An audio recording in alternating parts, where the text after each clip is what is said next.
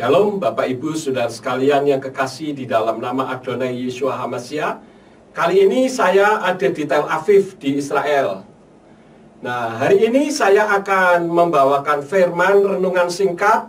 Seringkali orang yang menolak nama Yahweh mengatakan bahwa Yahweh itu tidak bisa disebut karena terlalu kudus. Ya.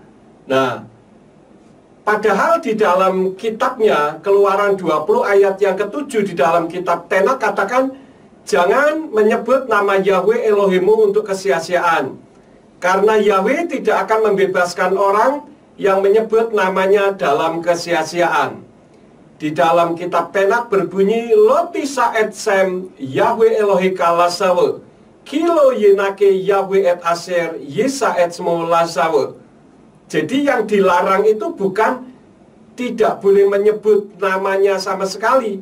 Jadi seperti kalau saudara misalkan masuk ke pompa bensin, di situ ada tulisannya dilarang membuang sampah sembarangan misalkan, atau dilarang merokok di sini misalkan, ya. Itu yang dilarang merokok itu di sini, yang dilarang membuang sampah itu kalau sembarangan. Tetapi boleh nggak merokok? Saudara mau merokok di ruangan mana saja yang tidak mengandung minyak bensin yang bisa terbakar, boleh-boleh saja. Itu hak saudara. Nah, saudara mau membuang sampah, ya boleh, asal jangan sembarangan. Demikian pun kitab Keluaran pasal 20 ayat yang ke-7 ini yang mengatakan, Lo tisa et sem Yahweh Elohika lazawe. Jangan menyebut nama Yahweh Elohimmu untuk kesia-siaan. Jadi yang dilarang menyebut adalah kalau untuk kesia-siaan. Bukan berarti Yahweh tidak boleh disebut. Apalagi kalau mengatakan Yahweh itu terlalu kudus. Kalau Yahweh memang terlalu kudus, tapi bukan berarti tidak boleh disebut. Kalau saudara mengatakan bahwa Yahweh tidak boleh disebut karena terlalu kudus, bagaimana dengan selama ini saudara menyebut-nyebut Yesus? Apakah Yesus yang Anda sembah itu tidak kudus sehingga boleh disebut? Kan tidak. Nah, ini yang kita renungkan.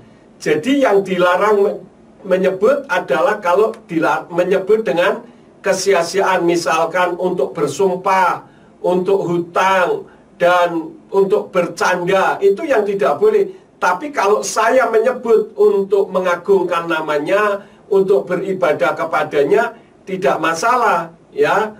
Jadi bukan berarti karena terlalu kudus. Justru saking kudusnya itu supaya manusia tidak melupakan Yahweh, maka Yahweh menginginkan namanya disebut. 1 Tawarikh 16 ayat yang ke-8. Ya, di sana firman mengajarkan untuk memanggil namanya, serukanlah di antara bangsa-bangsa. Tujuannya supaya jangan dilupakan. Sebagaimana saudara baca di dalam kitab Hakim-Hakim pasal yang kedua, ayat yang ke-10 dikatakan, ada satu generasi tidak mengenal Yahweh. Kenapa? Karena Yahweh tidak lagi disebut. Ya, mereka mengganti dengan Hashem atau Adonai. Sebetulnya penggantian orang Yahudi menyebut nama Yahweh menjadi Hashem atau Adonai itu bukan karena perintah Yahweh, tetapi karena perintah Talmud. Di dalam Berakot Sota 38b, Misnah Sota pasal 7 ayat yang ke-6, dan Misnah Tamid pasal 7 ayat yang kedua. Nanti saudara bisa cek Talmud ini, apakah apa yang saya sampaikan ini benar atau tidak. Dan yang jelas di situ dikatakan, jangan menyebut nama Yahweh Elohimmu. Lo tisa et sem Yahweh Elohika.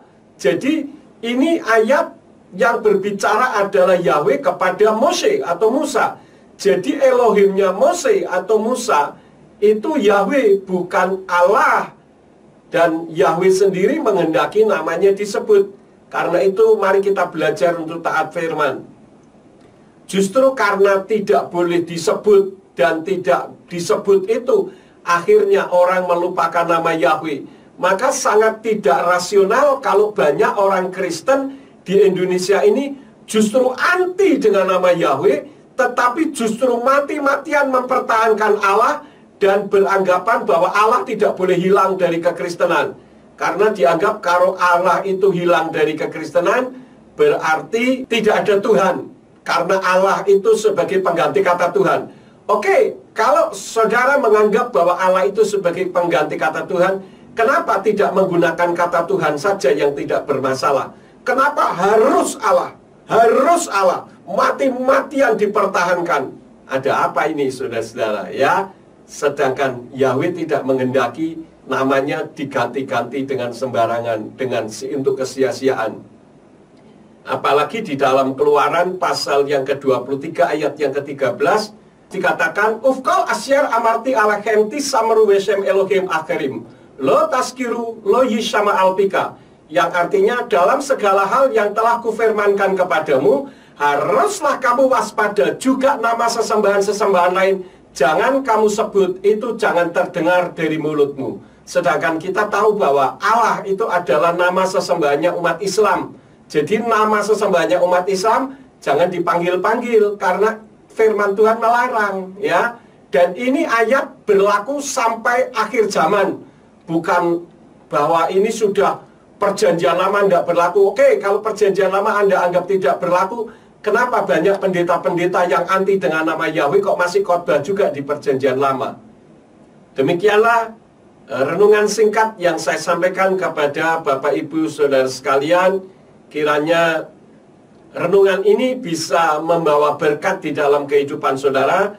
Dan kalau firman ini memberkati Bapak Ibu Saudara sekalian, mohon jangan lupa subscribe, like, dan komen yang baik-baik supaya membawa semangat di dalam saya membuat video-video yang lain.